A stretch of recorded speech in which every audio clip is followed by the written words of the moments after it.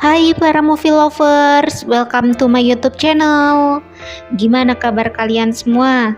Semoga sehat selalu dan makin banyak rezekinya ya. Kali ini aku mau membahas rangkuman alur film yang menceritakan tentang seorang anak SMP yang lebih memilih mengakhiri hidupnya karena nggak tahan dengan perlakuan teman-teman sekolahnya alias dibully. Kira-kira kenapa ya guys penyebabnya? Tapi sebelum kita bahas lebih lanjut tentang film ini, jangan lupa buat dukung channel YouTube aku dengan cara subscribe, nyalakan lonceng notifikasinya, dan juga like biar kalian gak ketinggalan sama video-video terbaru dari channel YouTube aku. Tanpa berlama-lama lagi, yuk kita langsung masuk ke ceritanya. Cekidot.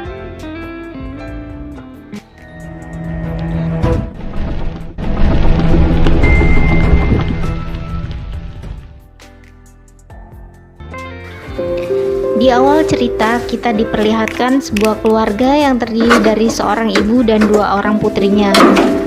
Hyunsuk adalah seorang single mom dari dua orang putri. Putri pertamanya bernama Manji dan putri keduanya bernama Chonji. Chonji adalah seorang anak yang sangat penurut dan sangat berbeda dengan Manji yang selalu membantah perkataan ibunya. Tapi pagi itu tiba-tiba Chonji meminta MP3 player pada ibunya dengan alasan karena semua temannya sudah punya MP3 player kecuali dirinya. Tapi Hyunsuk agak keberatan karena dia belum bayar uang sewa rumahnya. Siang itu Hyunsuk yang sedang bekerja di sebuah swalayan terus memikirkan permintaan Chonji. Karena selama ini anak bungsunya itu tak pernah meminta apapun padanya. Di jam istirahat, Hyunsuk pergi membeli MP3 player.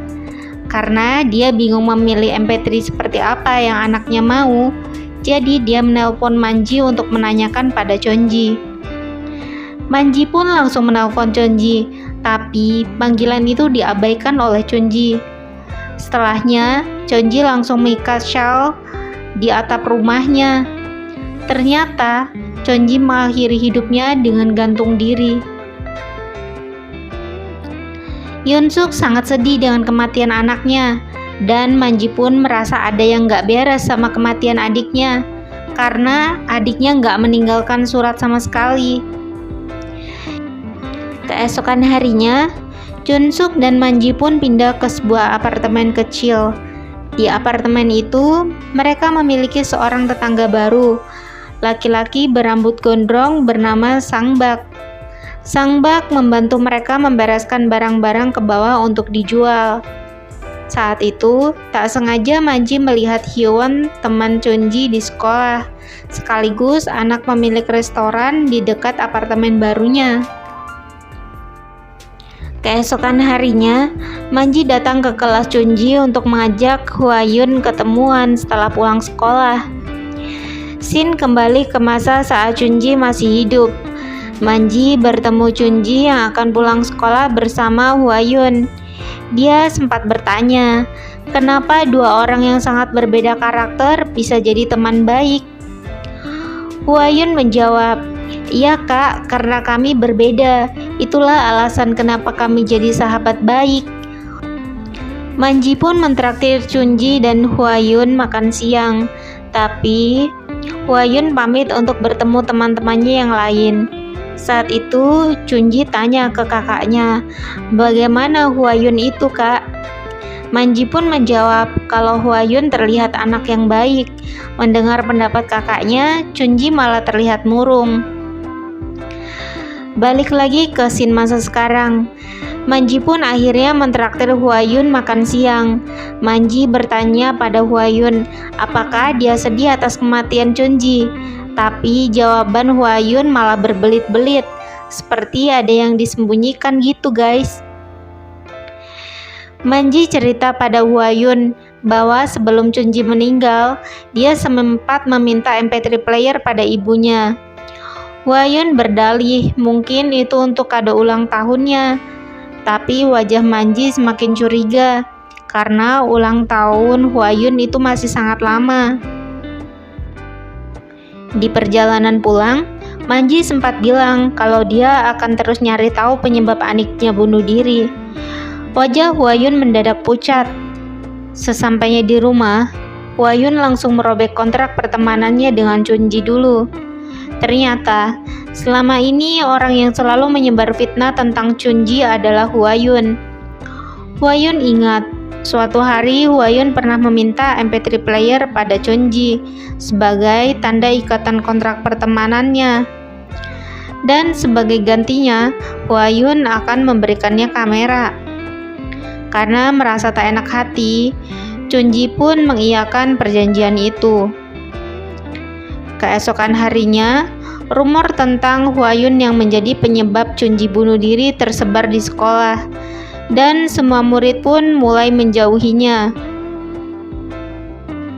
Mira, teman sebangku Hwayun, pun bilang kalau selama ini Hwayun udah sangat keterlaluan pada Chunji, hanya karena Chunji selalu diam dan gak pernah membalas perbuatan Hwayun.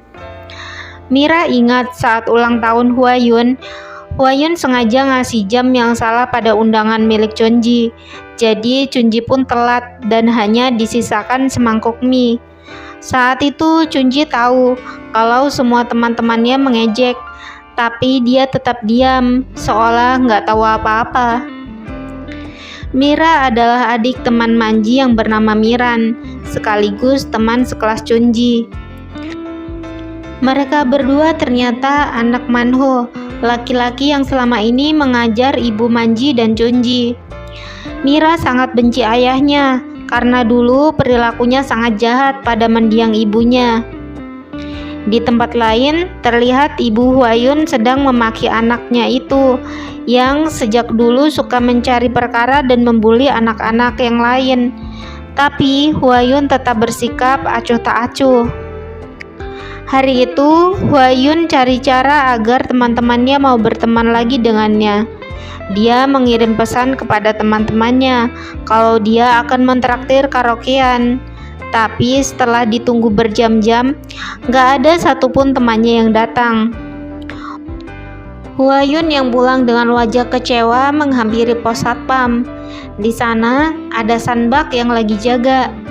Sanbak bertanya pada Hwayun, "Di mana Chunji? Kok sendirian?" Hwayun kaget kenapa Sanbak bisa tahu Chunji. Ternyata selama ini Sanbak sering mengobrol dengan Chunji di dekat perpustakaan. Hwayun pun bilang kalau Chunji sudah meninggal, dan seketika Sanbak pun sangat kaget. Pantes aja beberapa hari ini dia nggak pernah lihat Chunji lagi. Seketika itu Hwayun langsung pergi.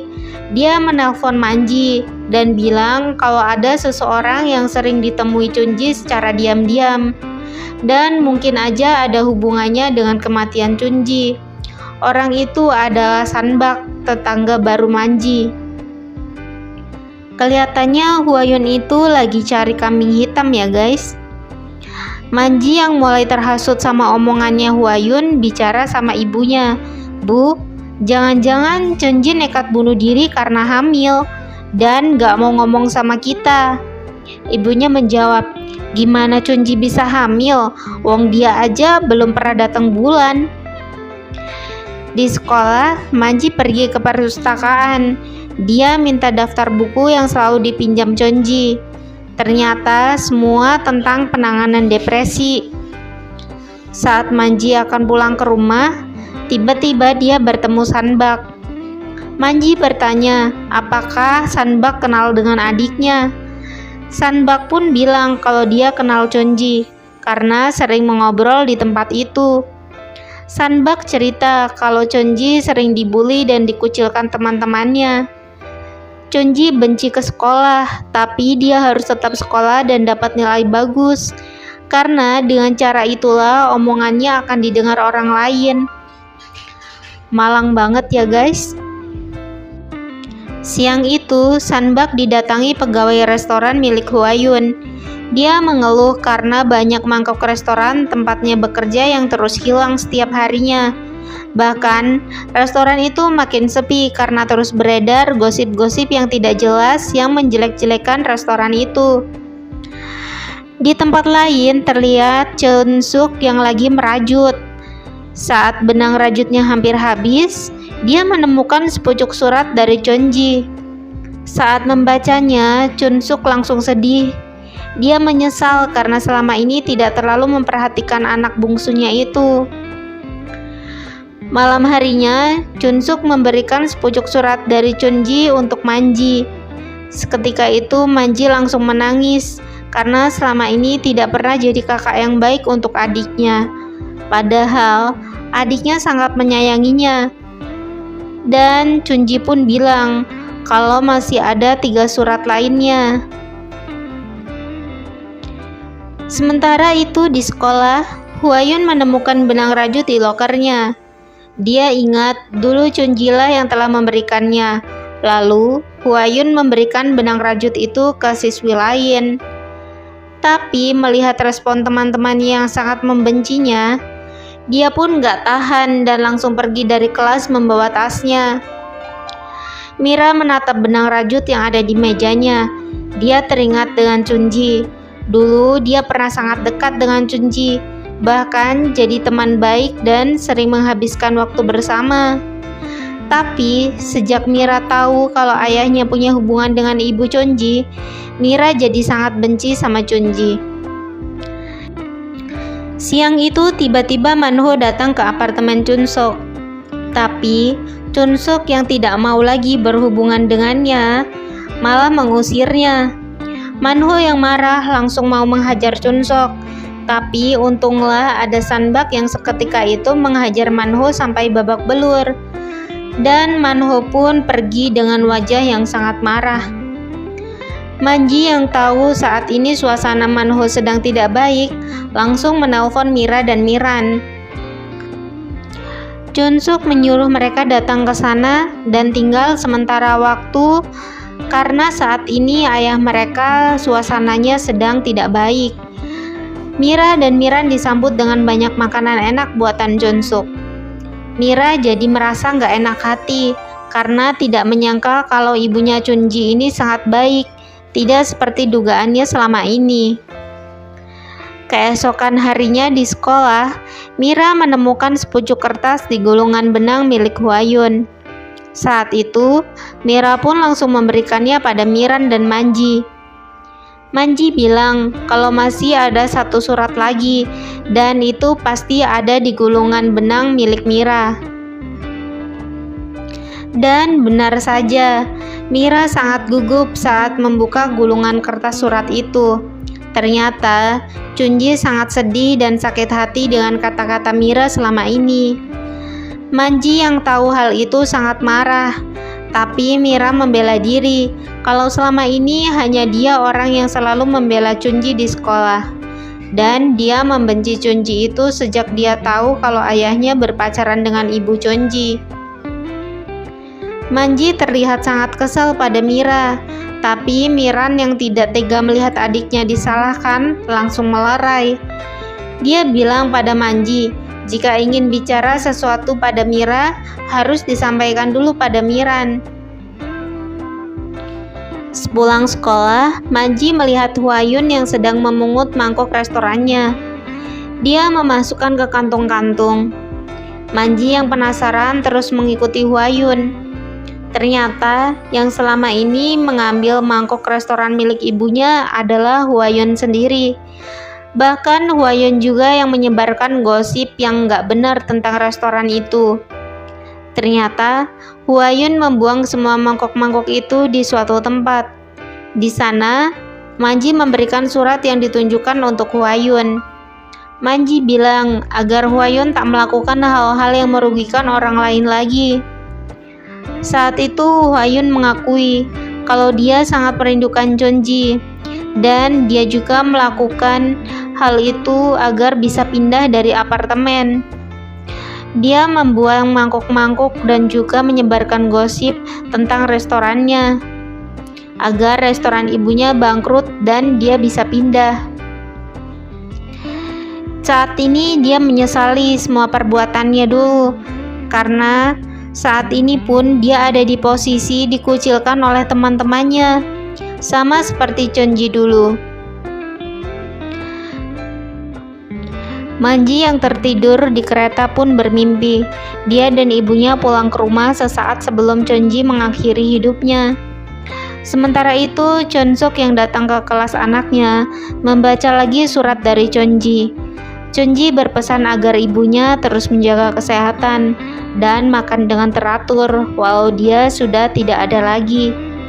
Dan saat ini, hubungan antara Manji dan ibunya semakin membaik walau mereka sangat merasa kehilangan Chonji. Di akhir cerita, sepucuk surat ditemukan di dalam buku perpustakaan.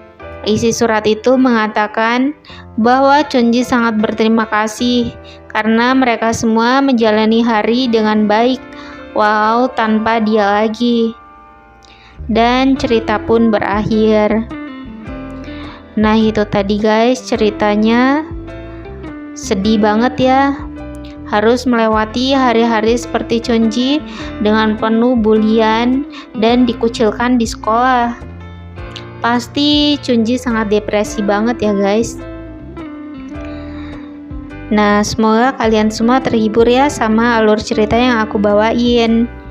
Jangan lupa terus dukung channel YouTube aku dengan cara like, subscribe, dan nyalain lonceng notifikasinya biar kalian gak ketinggalan sama video-video terbaru dari channel YouTube aku.